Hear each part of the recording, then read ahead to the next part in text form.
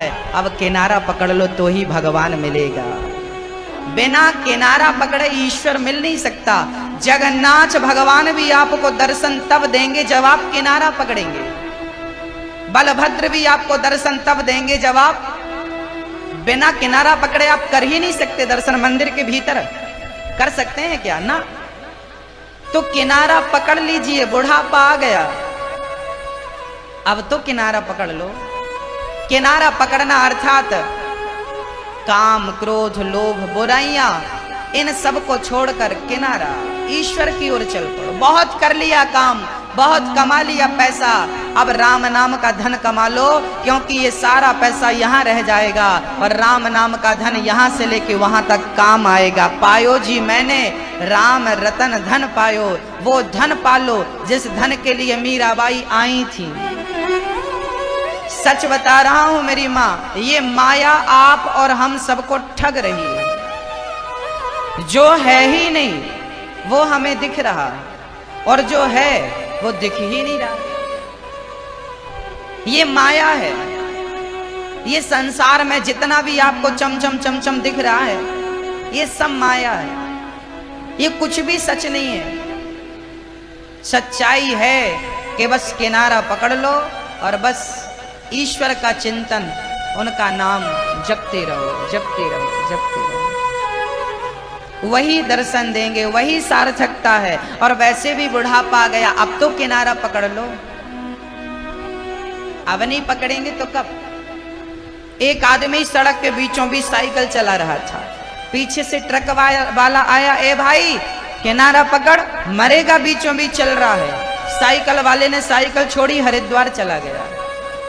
हमने पूछा भाई साहब क्या हुआ?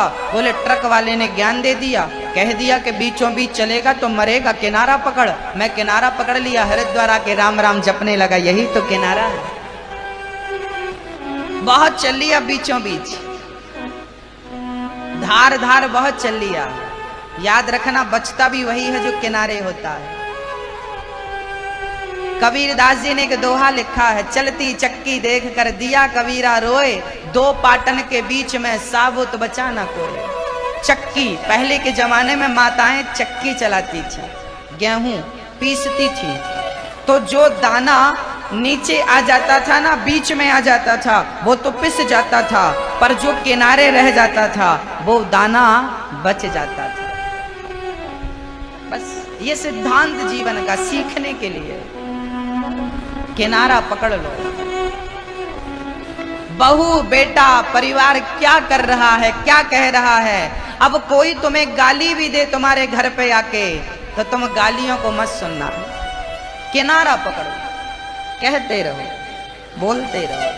अब तो केवल एक चीज याद रहे, केवल राम नाम, कृष्ण नाम, हरे राम राम राम। बोलो एक बार, हरे राम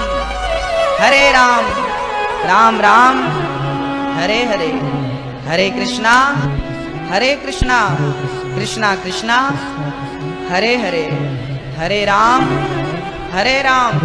राम राम हरे हरे, हरे कृष्णा कृष्णा कृष्णा हरे हरे।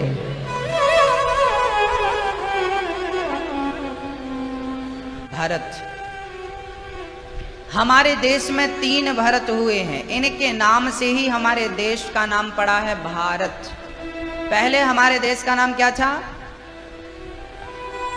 पहले हमारे देश का नाम था आर्यवर्त, जम्बू द्वीप आर्यवर्त नाम था।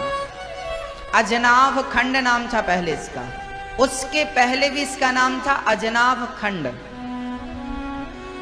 फिर नाम पड़ा आर्यवर्त, फिर नाम पड़ा 3 भरत, शकुंतला नंदन भरत, राम के भाई भरत और जड़ भरत, जिनकी मैं कथा सुनाऊंगा।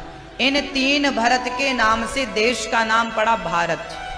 बाद में नाम पड़ा हिंदुस्तान, फिर सबसे आखिरी में नाम पड़ा इंडिया। ये इंडिया नाम अंग्रेजों का दिया हुआ है। हमारे देश का नाम इंडिया नहीं है, हमारे देश का नाम भारत कहने में गौरव होना चाहिए हमें। भारत कहने में खुशी होनी चाहिए। हमारे देश का नाम इंडिया नहीं है। वो तो अंग्रेज लोग आए और इडियट इडियट कहते रहे, यहां सब इडियट है इडियट है, तो इडियट कहते कहते वो इंडिया हो गया।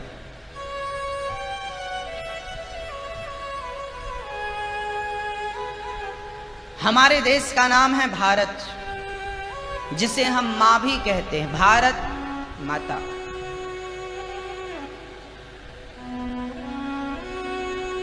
एक दिन ऋषभदेव जी ने अपने बड़े पुत्रों को बिठाया। एक पिता का धर्म होता है कि वो अपने बच्चों को सही संस्कार दे।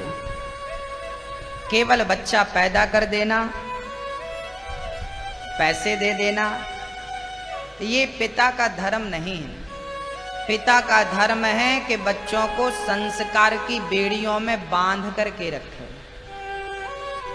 विचार तो आजाद होने चाहिए, पर संस्कारों का बंधन आवश्यक है।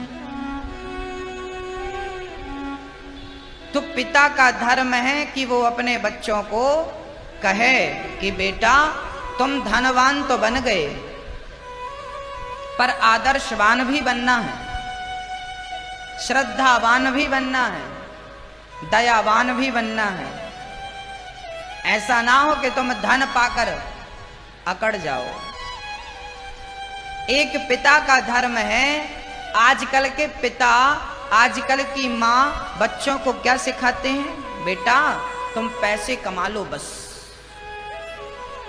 पेट भर लो अपना, बस पेट भर लो। अरे भाई, पेट तो पशु पक्षी भी भर लेते हैं। पेट भरना कौन सी बड़ी बात? बच्चों को तुम पेट भरना सिखा रहे हो, ये तो भर ही जाएगा। संस्कार कब दोगे? संस्कार किसे कहते हैं? माँ बाप को प्रणाम करना, बड़ों के प्रति प्रेम रखना, नम्रता का भाव रखना। बड़ा कोई भी हो, हमें उसका सम्मान करना, छोटों के प्रति आदर रखना, प्रेम रखना, स्नेह रखना, ये हमारा स्वभाव होना चाहिए। ये नहीं कि हम थोड़ा सा पैसा मिला तो हम अकड़ के चलने लगे। यदि आपका बेटा बिगड़ा है तो बच्चे के बिगड़ने में माँ बाप का बहुत लंबा हाथ होता है। हाँ, इसलिए आप अपने बच्चों को संस्कार दीजिए।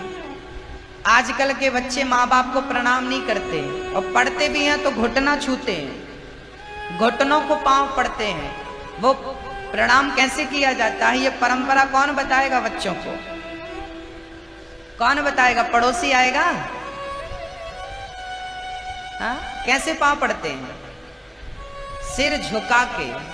सिर को कहां रखा जाता है? चरणों में। ऐसे प्रणाम करना बच्चों को कौन सिखाएगा? आप सिखाएंगे। आजकल के बच्चे माँ बाप को, अरे हमें तो, हम ये नहीं कहते कि कोई हमें प्रणाम करे ना, आप अपने माँ बाप को तो कम से कम ठीक से प्रणाम करो। घुटना छूते हैं। और याद रखना, चरणों में भगवान होता है, घुटनों में रोग होता है। पहला रोग कहाँ से शुरू होता है? घुटनों से। तो जो घुटनों को प्रणाम करता है रोगी बनता है, और जो चरणों को प्रणाम करता है वो श्रद्धावान बनता है, भगवान का भक्त होता है, सुख शांति और संपन्नता की ओर बढ़ता है। तो अपने बच्चों को तो पहले प्रणाम करना सिखाइए। हाँ, क्या करना? प्रणाम करना सिखाइए, सिखाइए।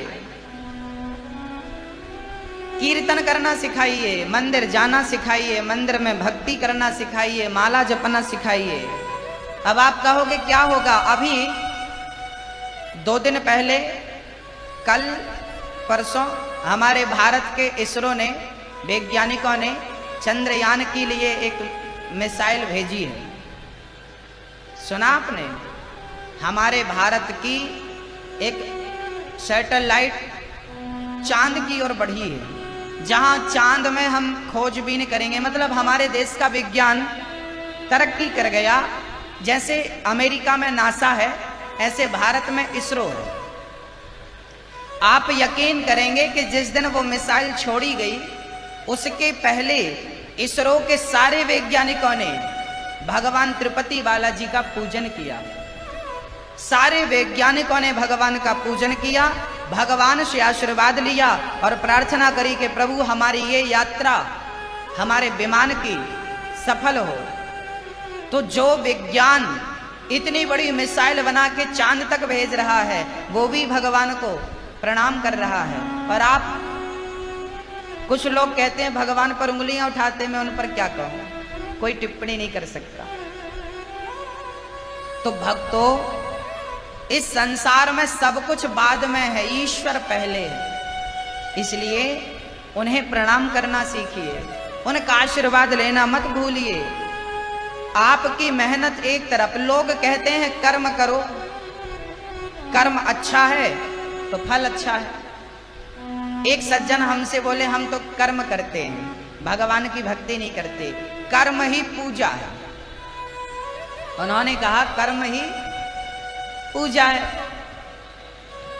हम कर्म करते हैं बाकी कुछ नहीं करते। तो एक बात बताओ, पहले तो आपने, जो लोग कहते हैं कि मैं कर्म को ही मानता हूं और जानता हूं, कर्म ही पूजा है, सच्चाई तो ये है कि उन्होंने अभी तक कर्म की परिभाषा समझी नहीं। अच्छा, कर्म किसे कहते हैं? माँ बाप की आरती उतारना क्या है? ये क्या हो रहा है? ये कर्म। कर्म तो आंख की पलक झपक रही है तो क्या चल रहा है? आंख कर्म कर रही है। मेरी वाणी चल रही है तो क्या हो रहा है? कर्म हो रहा। मैं ये हाथ उठा रहा हूं, क्या हो रहा है? ये कर्म हो रहा है। माँ बाप की मैं आरती उतारूं तो ये कर्म कर रहा हूं, और माँ बाप को घर से निकालूं तो ये क्या चल रहा है? ये भी कर्म है। क्योंकि कर्म तो न्यूट्रल है ना भाई, जो भी आप करते हो वो कर्म ही तो है। नहाते हो तो कर्म हो रहा है, क्या कर रहे हो? कर्म कर रहे हैं। खा रहे हो, क्या हो रहा? कर्म कर रहे हैं। आरती उतार रहे हो, क्या हो रहा है? कर्म। गालियां दे रहे हो, क्या हो रहा है? शराबी शराब पी रहा है, क्या हो रहा है? कर्म कर रहा है। दूध पीने वाला दूध पी रहा है, क्या हो रहा है? भाई कर्म तो सब कुछ है, बताओ, कर्म तो सब कुछ है। अब जो लोग कहते हैं कर्म ही पूजा है, वो एक्चुअली क्या है कि वो लोग सत्संग किया नहीं है, उन्होंने वो कर्म की परिभाषा जान नहीं पाए। देखो मेरी माँ, घर पे चलनी होती है कि नहीं? आपके घर पे आटा चालने की चलनी होती है, तो क्या आप लोग बिना आटा चाले रोटी बनाती हो?